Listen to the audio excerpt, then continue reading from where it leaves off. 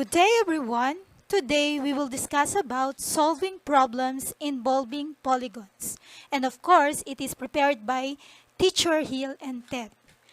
But before we proceed to our discussions and explanations, do not forget to like this video, share this to your friends, and subscribe to our YouTube channel, Teacher Hill and Ted. Now let us review our lesson. First, we have to review that the sum of the measure of the interior angles of a triangle is equal to 180 degrees. Next, the sum of the measure of the exterior angles of any polygon is equal to 360 degrees. The formula to find the measure of each exterior angle of any regular polygon is exterior angle is equal to 360 degrees divided by the number of sides, or n. The formula to find the sum of the measure of interior angles of a polygon is equal to 180 degrees times the quantity of n minus 2. And the formula to find the measure of each interior angle of a regular polygon is the interior angle is equal to 180 degrees times the quantity of n minus 2 all over n, where n is the number of sides. Let us discuss triangle. Triangle is a polygon having 3 sides. Triangles can be classified according to angles and sides. So let us start with the classification of triangle according to angles. So let us have the first one. Acute triangle is a triangle whose angles are all acute. Next, we have the right triangle. Right triangle is a triangle with a right angle. Obtuse triangle. So obtuse triangle is a triangle with an obtuse angle. And the last one, we have the equiangular triangle. Equiangular triangle is a triangle with all angles are congruent. So let us see the figure.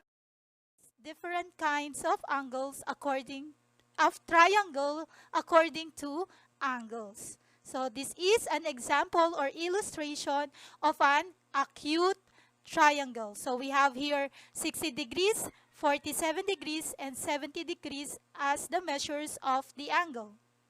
We have this right triangle. So there is one right angle in the given triangle. Then we have the next one, the obtuse triangle. So we also have one obtuse angle which measure 110 degrees. And then the last one, we have this figure. So this is an equiangular triangle. It means that we have the measures of the angles which are congruent. So we have here 60 degrees, 60 degrees, and also 60 degrees. Now let us discuss triangle according to sides. So the first one, we have isocline triangle. Isocline triangle is a triangle with no equal sides. Isosceles triangle is a triangle with 2 equal sides. And the last one, equilateral triangle, is a triangle with all sides congruent. So it means that all the measures of the sides of a triangle are equal. So let us see according to sides. So the first one, we have here the triangle, then the measurement of the sides which are 5 units, 8 units, and 3 units. So it means that this triangle is an isocline triangle. Then we have here the second triangle. So we call this, or we name this as isosceles triangle because we have 2 sides which are equal in measure. So kita nyo naman yung 5 sa side AB at saka 5 units sa side AC. Then we have the last one, we have the equilateral triangle. So it means that all the measures of the sides are congruent. So if you notice, side DE measures 4 units, side DF 4 units, and side EF 4 units. Now let's talk about quadrilateral. Quadrilateral is a four-sided polygon. The diagram shows the different kinds of quadrilaterals. So let us study the quadrilateral, the diagram of the quadrilateral. So as a whole, in general term, we called it as quadrilateral. Then we have here the parallelogram, trapezoid, and trapezium. These are the three kinds of the quadrilateral. Now for parallelogram, we have two kinds. We have the rhombus and the rectangle. And of course, we can say that the square is a rhombus and a rectangle. And then for trapezoid, we only have one. We called it as isosceles trapezoid. And then the trapezium, it means that it has no equal measures in sides. Let us discuss it one by one. So we have here the parallelogram. A parallelogram is a quadrilateral with two pairs of opposite sides that are parallel. Next, a rhombus, in plural, it is rhombi.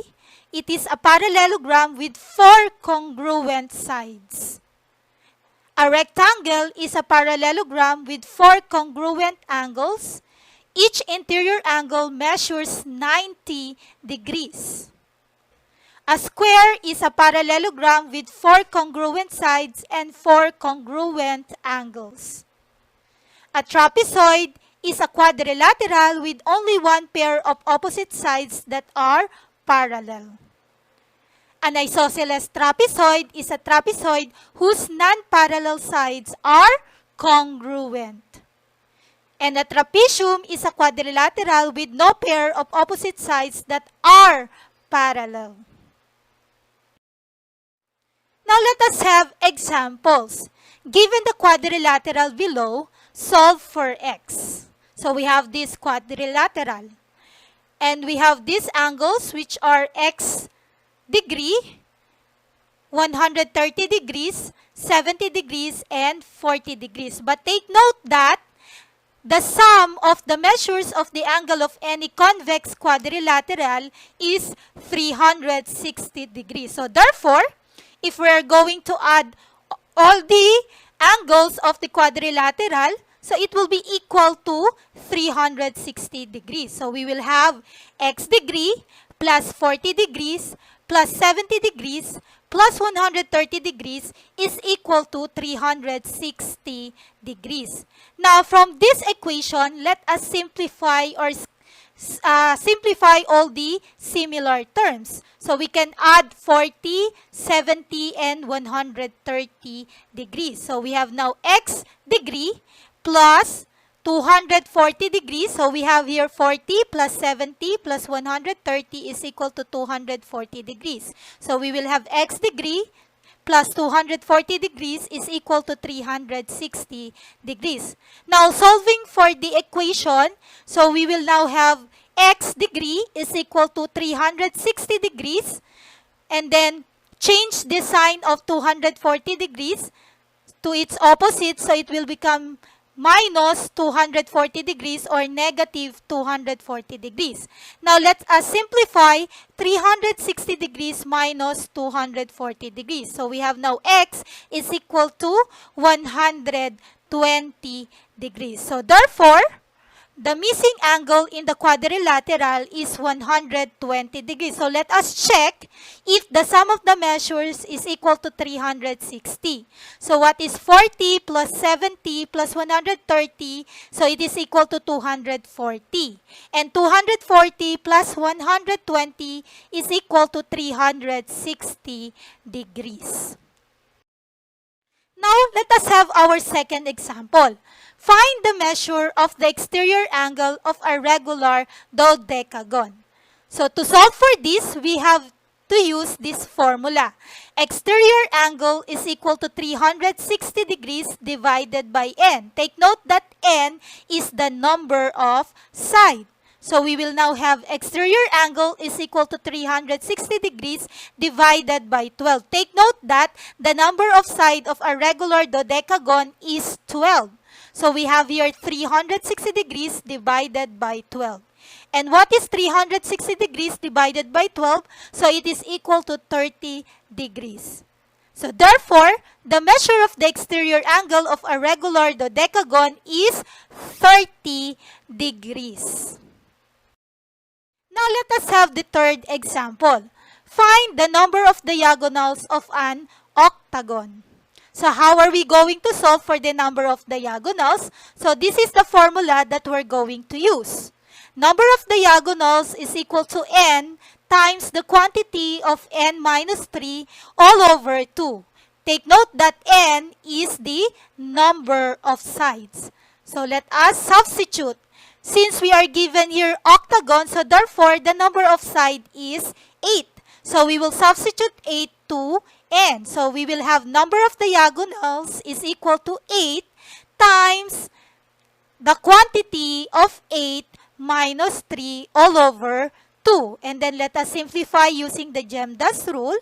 So we have now number of diagonals is equal to 8. And then simplify natin yung 8 minus 3. So we have 5.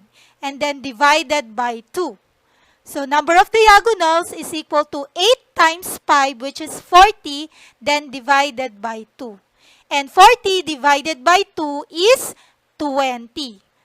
Therefore, the number of diagonals of an octagon is 20. Let us have this next example. What is the measure of each angle of a regular decagon? So we need the formula to solve for the measure of each angle of a regular decagon. So we have the formula, interior angle is equal to 180 degrees times the quantity of n minus 2 all over n. Take note that n is the number of side. So since in our given problem, we have a regular decagon, so it means that the number of side is 10. So let us substitute 10 to n. So it will become interior angle is equal to 180 degrees times the quantity of 10 minus 2 all over 10. So we have your interior angle is equal to 180 degrees. So simplify first yung 10 minus 2. And 10 minus 2 is 8. Then divided by 10. So we can cancel 180 degrees and 10s para mas madali natin agad makuha yung answer. So interior angle is equal to, what is 180 degrees divided by 10? So we have 18 degrees. Then multiplied by 8. So we have now interior angle is equal to 18 degrees times 8. So it is equal to 144 degrees. Therefore, the measure of each angle of a regular decagon is 144 degrees. Let us have our last example. If the sum of the measures of the angles of a polygon is 540 degrees, then what is the number of sides? So we need this formula to solve for this problem. We have here the sum is equal to 180 degrees times the quantity of n minus 2. Then let us substitute the given from our example. So what is the sum of the measures of the angle of a polygon? So we have 540 degrees. And then we have the unknown value, which is the number of sides, which is n. So let us substitute 540. So we will have 540 degrees is equal to 180 degrees times the quantity of n minus 2. Now to solve for n, we need to eliminate 180 degrees. And to eliminate it, we divide both sides by 180 degrees. Okay? So to eliminate 180 degrees so that we can have n minus 2 on the right side, so we will divide both sides of the equation by 180 degrees. And based from our equation, we can cancel 180 degrees. So that will be equal to 1. So, and let us divide for 540 degrees by 180 degrees. So that is equal to 3. And since kinancel na natin yung 180 degrees sa right side natin, so we can only have now n minus 2. And since we have to solve for n, so pwede nating baliktarin yung 3 at saka n minus 2. So we will have n minus 2 is equal to 3. So parehas lang yan. Ang tawag natin dyan ay symmetric property. Okay? And then, let us solve for n. So, paano natin masosolve yun? So, ita-transpose natin o ililipat natin si minus 2 sa right side, sa tabi ni 3. At pag naglipat tayo, kinukuha natin yung opposite sign. Since ito ay minus, so magiging plus. So, we will have now n is equal to 3 plus 2. And then, let us simplify. So, we have now n is equal to 5. So, therefore, the number of sides of a polygon with the sum of the measures of the angles of 540 degrees is 5. So, we already have the discussion of solving problems involving polygons. Paalala, huwag kakalimutang i-like itong video na to at i-share sa inyong mga kaibigan. And of course, subscribe to our YouTube channel and hit the notification bell. Thank you for watching. Stay safe and God bless.